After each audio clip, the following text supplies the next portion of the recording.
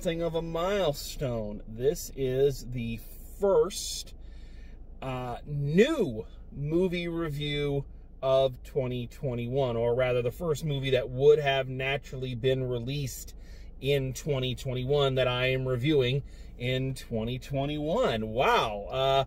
Yay. Let's try to ignore the fact that this first review of 2021 is coming almost 2 months into the year, and that it's this piece of shit. Oh my God. Oh my God. HBO Max needs to offer me a refund for the shit. This is the only way. We're going to release it to theaters and on HBO Max all the new movies, where we're not going to tell you all the new movies are bullshit. Oh my God. Oh, there's a lot to talk about here. I'm putting the rant warning up. There's going to be ranting in this one, folks. You just need to be okay with that. So I should start out by saying that I was never much of a Tom and Jerry fan growing up. I watched the Tom and Jerry cartoons. They were big on, you know, all the networks. Cartoon Network had them. There was a Cartoon Channel before that. And, you know, Tom and Jerry were pretty reliable reruns just about everywhere. But they were never one of my favorites. My hierarchy was always very clear. It was the Looney Tunes up top. Classic Disney shorts were number 2. Okay.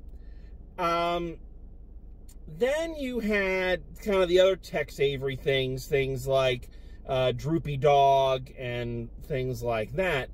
And then kind of at the bottom you had Tom and Jerry. And mainly because Tom and Jerry were just very the same. It was very, very predictable. Every cartoon, especially in their early run, was just very much the same. Tom tries to catch Jerry. You know, Jerry wallops Tom. That was always kind of the same reason that even though I said Looney Tunes were up here, I was never a big Wile E. Coyote and Roadrunner fan. It was the same shit every time. So, I had respect for the timing of it. I had respect for the writing of it, but they were not my favorite. That being said, I didn't have any kind of huge objection when I heard they were doing this movie, and especially when I kind of saw the trailers and saw what they were doing with it, going with the animated characters in the real world kind of thing. I've always loved that gimmick. That has always been, I've always loved hand-drawn animated characters interacting with the real world in movies. I love, that's everybody's favorite scenes in Bedknobs and Broomsticks. Of course, they did the same thing in Mary Poppins, one of the big scenes in there. Who Framed Roger Rabbit, and there are countless other examples.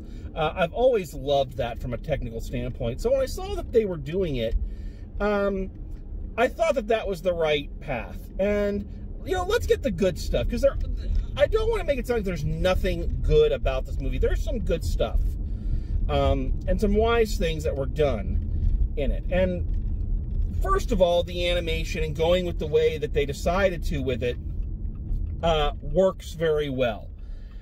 I will say, kind of a 6 to 1, half dozen of the other kind of situation. While I do like that they kept the animated Tom and Jerry, and also they made a very wise choice of all of the animals in this world are animated. So all of them. It's actually quite clever, and it works well with the story that they're telling. But the animation is not hand-drawn. It's CGI that is designed to look hand-drawn. And the problem with that is that the characters never move or look or react quite right. And where you can really see it is in the heads. And when characters like Spike the Bulldog, who was a regular in the cartoon, when he talks, because he was the only character in the cartoon that talked for a long time, the mouth movements are off. You know, and there are a couple other animated characters that talk, and when they do, you can see that the mouth movements are a little too smooth, gliding from one syllable to the next. as opposed to a hand-drawn one where the mouths are a little bit more choppy, kind of like when you're really speaking. So the animation sometimes goes from looking really good to looking like a cutscene from a video game circa 2002, you know? But that's a minor issue. It's an issue for me, but I don't think a lot of other people are going to really mind it. I also got to say that directorially, I think they did a nice job blending the live action with the animation. And it's fun seeing things like the Rube Goldberg machines that, of course, the cartoon antagonists like Tom or Wile E. Coyote would devise to catch their prey. It was cool seeing one of those actually built and filmed. Now, obviously, it's not actual working. They did film tricks to do that. But it looks cool in real life. So that was really neat, and I really appreciated that. Is that really the only good things I have to say about this movie? Oh, okay. No, one other. I think also sticking with the animation and jumping off from there, one of the other wise things that this movie does is it kept, in terms of Tom and Jerry, it kept the action where it was supposed to be and kept to what was true about the cartoon and why the cartoon lasted so long. Simple premise. Tom is trying to catch Jerry. There. Done. You compare this to the Tom and Jerry movie made back in 1992. How many people remember that? Not many. But they did an animated one back in 1992, and it was trying to be Disney so hard. It was a musical. Tom and Jerry talked. They teamed up to help a delightful orphan. They were actually friends. It was fucking bad. It was, like I said, who fucking remembers it? Nobody, that's who. So, keeping it the way they did allows you to keep a lot of the aspects of the cartoon that made it timeless. You know, Tom and Jerry don't have voices. Everything is portrayed through mime and physical activity, which is good. It's the major parts of the story are focused on the chases between them, which is good. That's what people remember about Tom and Jerry. That's what you come to see. And all of that is handled very, very well. So I think there were some good things about this movie, and there were some good choices that were made on the higher up level.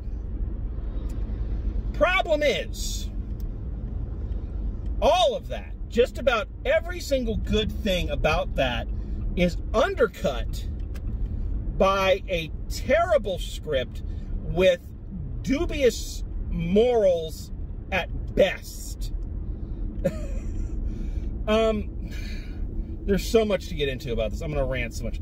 So here's the basic story. So providing the framework for Tom and Jerry to kind of do their thing is the story of hit girl Claire Moretz, who I just recently praised at the Drivey Awards for her role in Shadow in the Clouds. So she plays this plucky young go-getter who just can't catch a break career-wise, but she knows that she can make it big and blah, blah, blah. She accidentally ends up with someone else's resume who's applying for a job, planning one of these big, gaudy, rich people weddings at this exclusive hotel. So she accidentally ends up with her resume and then passes it off as her own. So she gets hired to plan this wedding alongside Michael Pena, who is playing the hotel manager. Michael Pena is framed as our antagonist. He doesn't like Chloe. He doesn't trust her. He doesn't believe her. And, of course, anybody who's seen a kid's movie knows exactly where this is going. She is going to prove through pluck and determination, she's going to win everybody over because she doesn't need skills. The resume is just a piece of paper. That doesn't tell you anything. You know, it's all about the guts and the glory and blah, blah, blah, blah, blah. Michael Pena, on the other hand, is understandably put off by her because he feels that she is jumping the queue. She hasn't done any work. Meanwhile, he has crawled his way up as he describes it, he's crawled his way up from the bottom to the middle of the road, and he doesn't intend to stop there. So in other words, he's a character who has worked for his position, put in opposition to someone who has lied, cheated, and stolen to get their position. Folks, I recently celebrated my 42nd birthday. And there are certain realizations that one has to make when you reach, 42 years of life. One of those realizations is that you are not a kid anymore. Really, that realization should have come 10, 15 years prior, but let's not split hairs. Because the proof of this is all around you as you get older. Technology moves a little too fast. You see a listing of all of the top artists, the top musical artists of that year. You don't recognize any of their names. The kids are using social media platforms that you can't even begin to explain, let alone comprehend. Now, my case may be a little different. It's been explained to me through many people that I've been an old man since I was 15, but that's the way I am. But probably the most glaring proof that I am reaching that age is that I find myself in certain situations sympathizing with the villain, or more to the point, the antagonist. Let me give you a couple of quick examples. I love Bob's Burgers. Everybody loves Bob's Burgers. Bob's Burgers is a great show. But do you ever find yourself sympathizing with Mr. Frond? A character framed as your antagonist, do you ever find yourself sympathizing with him? You ever have to try to discipline a group of kids who have no respect for you or any authority, or let you know in no uncertain terms they don't respect you, they're not going to do what you tell them, and you are getting absolutely no help from the parents who don't want to discipline their children because that's going to squash their gentle spirits? Well, I have. Or how about good old Scrooge? How about good old Ebenezer Scrooge? He's a miser. He's a cantankerous old man. You know what? But every year when I watch some of these movies, I think to myself, who the fuck is anybody else to tell him what to do with his money? It's his money. He fucking earned it. He didn't do anything illegal as far as we know. He lived up to his contracts. So it's his fucking money. Why does he have to give it to you people? It's not a goddamn law. On top of that, it's not a fucking law that you have to love Christmas. Maybe he just has a bug up his ass about it, and if everybody just got off of it and stopped trying to force him to celebrate Christmas, maybe he wouldn't be so pissy. And here in this movie, I sympathize with Michael Pena because he's 100% in the right. He has a line early on with her where he says, "You're just another millennial who wants everything without working for it, and you want it shipped to you preferably with no postage," or something to that effect. And he's 100% fucking right. She jumps the queue, she lies about it, and what's more is that her inaction with Tom and Jerry and letting them kind of run amok, it gets him fired. And she stands there while he's getting chewed out for her fucking mistake and lets him get fired. How is that a good thing? How is that a good thing?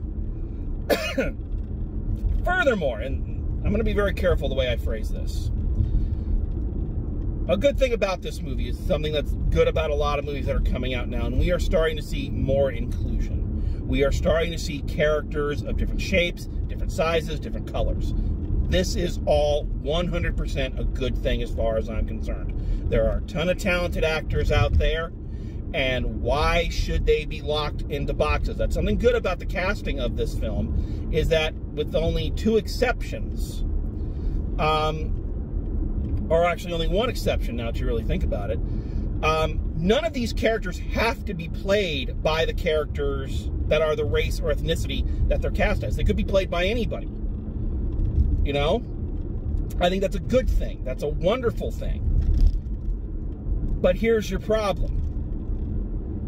So in this movie, that is trying very hard to be progressive and present a positive image for the young people watching it, it still falls back on some pretty terrible things. For instance, the only two white men in this movie are either an idiotic douchebag or a bumbling moron who runs the hotel. Why am I bringing this up? Because the bumbling, idiotic white man fires the experienced Latino and gives the job to the inexperienced, lying white woman. And before anybody comes at me with the, oh, you're reading too much into this, anybody who gives me that argument, I never want to hear again about how people are being destroyed by Disney princesses. Oh, Belle's suffering from Stockholm Syndrome. If you give me that shit, don't give me shit on this. Okay?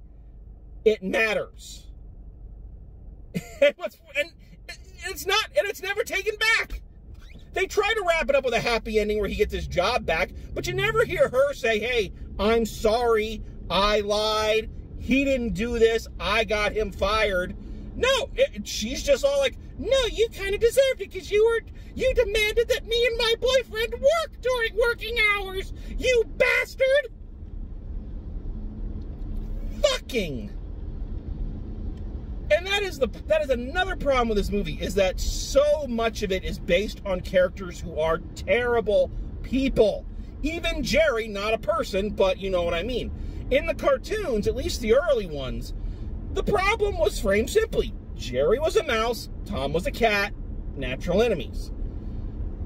In this film, no, Jerry is framed as a fucking asshole who does things deliberately to benefit himself and get other people in trouble.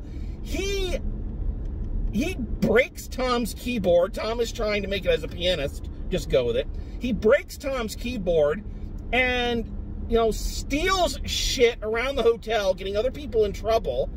You know, he's a fucking jackass. Fuck Tom. Fuck Jerry. This film also has the problem that a lot of these films have, and that is it is trying so hard to be hip and modern and cool and up-to-date that it is immediately dated.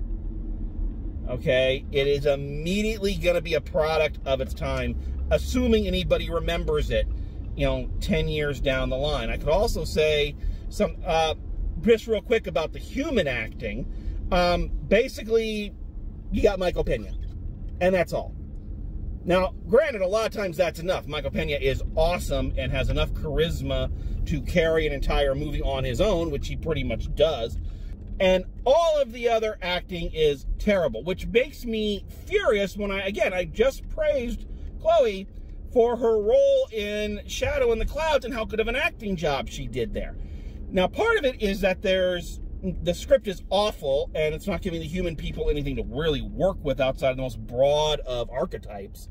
But the other problem is that none of them work very well off of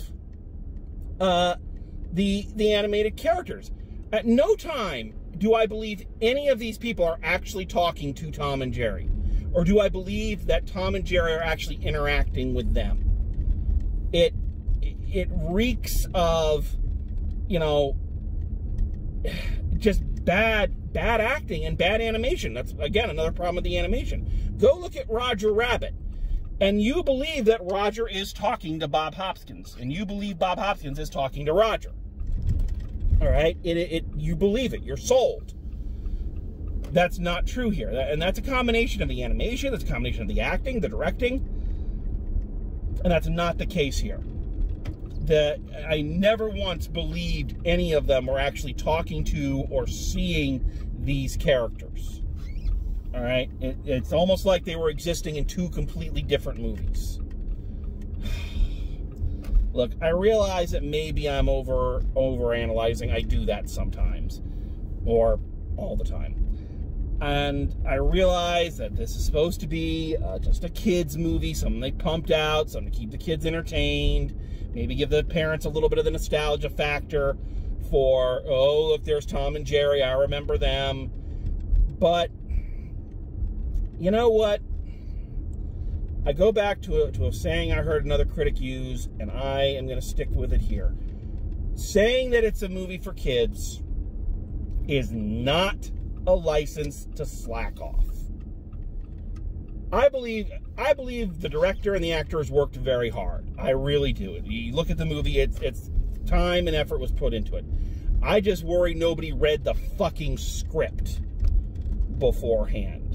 And whoever was writing this, or whoever put it together, or whoever edited it, whatever decisions were made that gave us the story and the characters that we got, you done fucked up. Because this is not a good movie. This is barely passable. And it's long as shit. It's almost 2 fucking hours long. It's a goddamn kids movie. Hour and a half, tops. What the fuck? What, are you trying to go for the Peter Jackson Award here? Make a 3-hour epic out of a goddamn 7-minute kids cartoon? So, in conclusion, this movie sucks. So let's wrap this up. So final grade for Tom and Jerry, I'm going a D. I'm going a solid D on this one. There were things that were good in it. There were things I appreciated about it, and I do respect the work that everybody had to put in order to make this movie come to life. That doesn't mean that the script was any good, and it doesn't make up for any of the other things that are wrong with this movie. You can do a lot better. Go ahead. You want to show your kids something? Go get some of the classic Tom and Jerry cartoons and show them that, and skip this piece of shit. So there it is, the very first new movie review of 2021. Are they all going to be like this? Who knows, and who knows which ones we're going to be able to see. But if there's one thing I've proven, drive home reviews indoors. Excuse me. We adapt to survive, and so shall we. So, until next time, thank you so much for joining me, and as always, drive safe, and I will see you at the movies.